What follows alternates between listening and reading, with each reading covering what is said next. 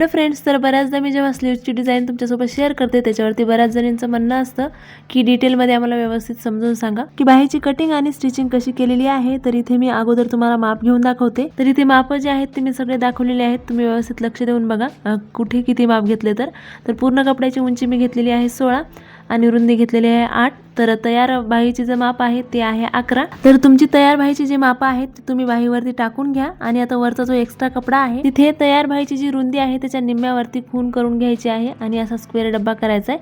तिथून गोल आकार देत खालच्या साईडला फिटिंग पर्यंत आपल्याला गोल आकार करून घ्यायचा आहे आणि बाही कट करून घ्यायची। तर मेन फॅब्रिकवर हा कपडा ठेवून अस्तर जोडून घ्यायचे आणि आता आपण जिथे कट लावला होता त्या कट पासून सेंटरच्या कट पर्यंत आपल्याला सारख्या 5 ते 6 प्लेट पाडून घ्यायच्या दोन्ही साईडला आणि दोन्ही साईडच्या सेम प्लेट्स आल्या पाहिजे।